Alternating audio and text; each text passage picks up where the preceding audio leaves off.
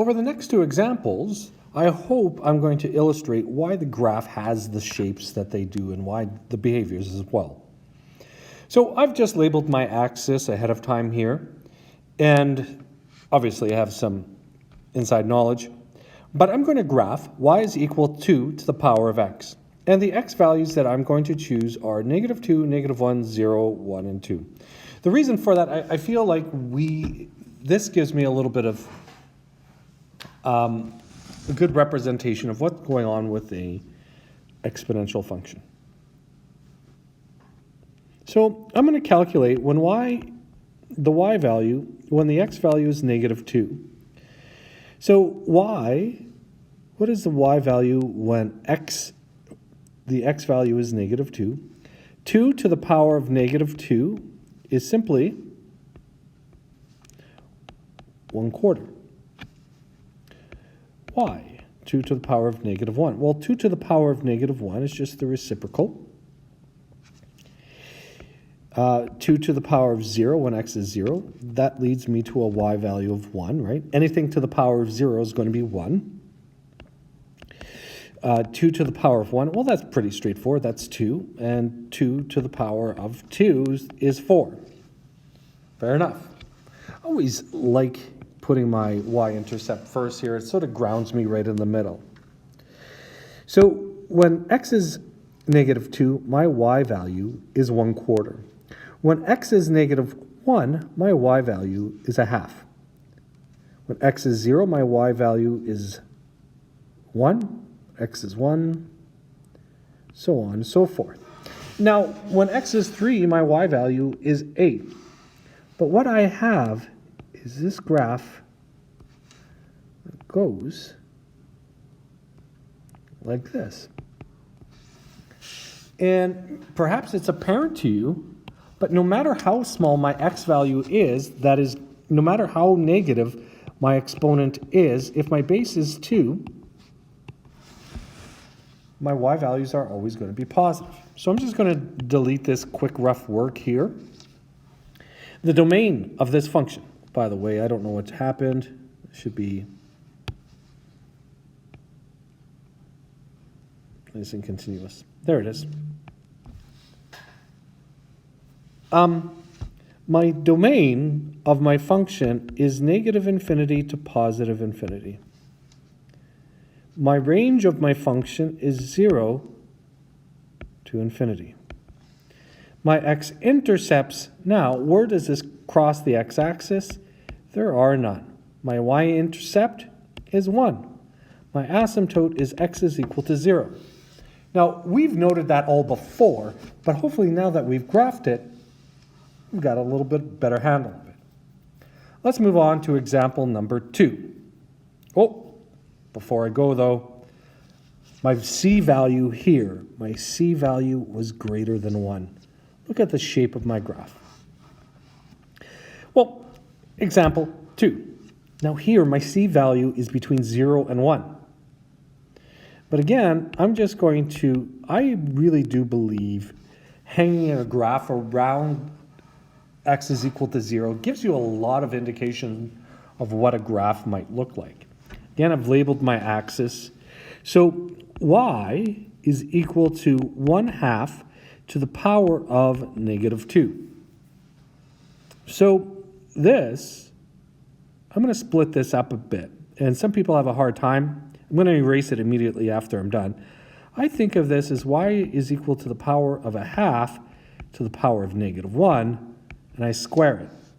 Right? Really, a negative exponent means the reciprocal. So y is equal to 2 squared, and that's 4. There we are. I'm going to erase it. So when my exponent is -2, my y value is 4. Now, when my exponent is -1, I can look at it that as, what is the reciprocal of 1/2? It's 2. Now, I'm going to take this home.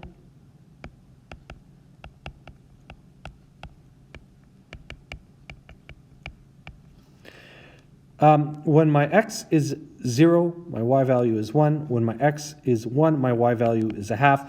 When my x is squared, my y value is 1/4. So I have my x and y coordinates here. And we get a little bit, pardon me, that was a mistake. Oh, no. 2, 4, that's good, my mistake. Negative 1, 2, 1, 0, 1, 1/2, 2, 1/4. And what we should see is we should see my function has an asymptote of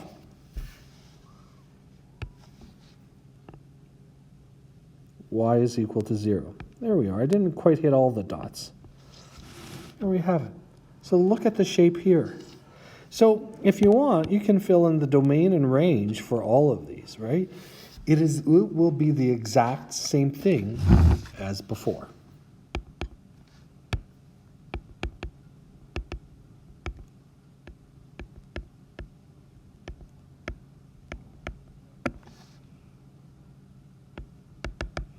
To me, what is a really important attribute, or a good thing to know, is your y-intercept is equal to 1. Really will give a lot of information away. Now, I'm going to do example number 3 here.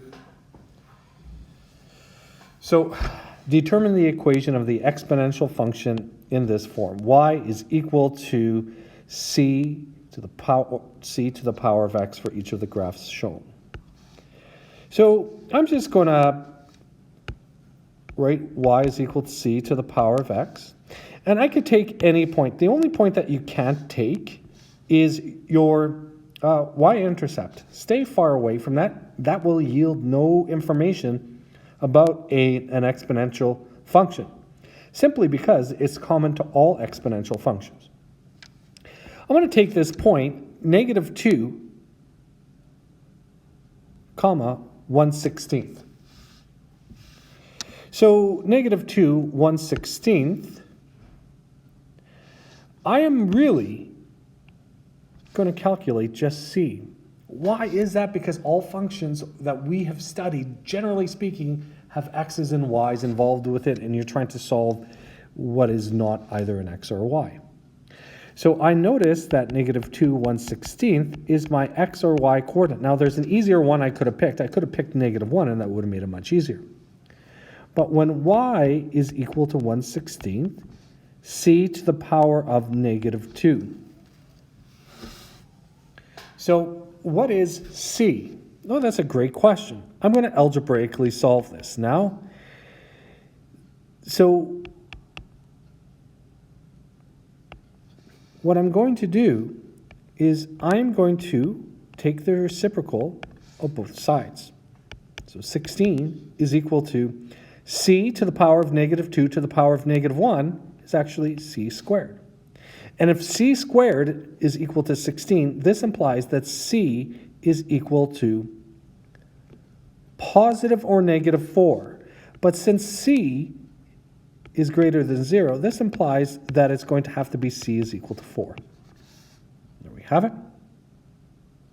Let's move on to the next example. Y is equal to, oh, pardon me. No, I didn't jump ahead there. So c is equal to 4. What is the equation of the graph? The equation of the graph is y is equal to 4 to the power of x for this graph right here. C is greater than 1, so it has that shape. Wonderful. Now, look at the shape of this graph. So wouldn't this imply that C is between 0 and 1? Again, I start off y is equal to c to the power of x. I'm going to take this point here, and this point is really x, y. So I'm just going to substitute those x, y values. So I'm going to say sub negative 1, 4, which is xy, into equation. And what I get is 4 is equal to some c to the power of negative 1. Oh, well, you can interpret this in terms of English. On the right-hand side, you can say the reciprocal of some number c is 4. Well, that has to be 1/4. But I'm going to do it more mathematically. So I am just going to raise both sides of the equation to the power of -1. So c to the power of -1 to the power of -1 just simply is c. And 4 to the power of -1 is 1/4. So the equation of my function is y is equal to 1/4 x. Look at the shape of the graph. That makes sense.